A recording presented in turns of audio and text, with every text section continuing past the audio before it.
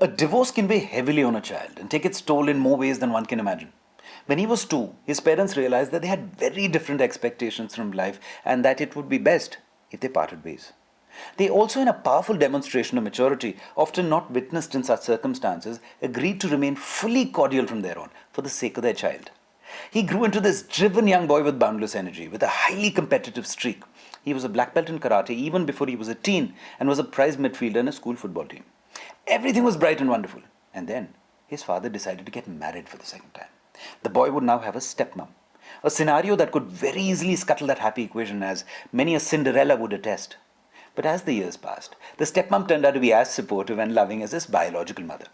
You see, along the way, this young man had decided to pursue a dream that his father had introduced him to. An expensive dream, what has often been referred to as a billionaire's boy club. They lived in a public housing council home. But the father, convinced about his son's potential, was determined to have his son take a shot at that dream. The father had a managerial job, but his son's pursuits required him to take leave far too often to be by his son's side.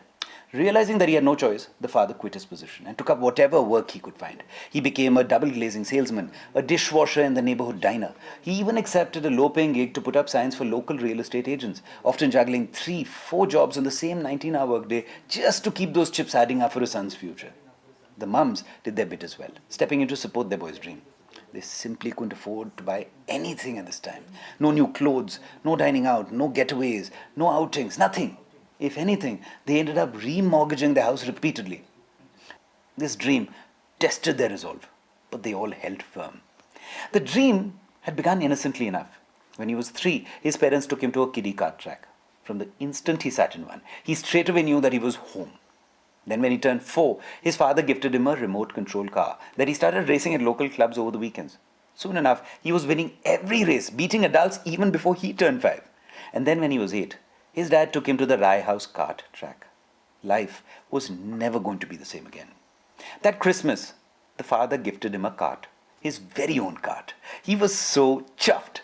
No matter that kart had been owned by 5 families before him. It was dented and misshapen. It puttered smokily and constantly kept stalling. The father, using supplies from a DIY store, did the best one could to make it look the best that it could. And though it was far from top racing shape, that jalopy of a kart became the first pedal that eventually would propel that young boy to become the future 7-time world champion, Lewis Hamilton. Sitting within that elite echelon of that high-octane, ferociously competitive world of Formula One, only because his mums and his dad believed that he could go the distance. Share this with a Formula One fan and mums and dads who are as driven for their children's success.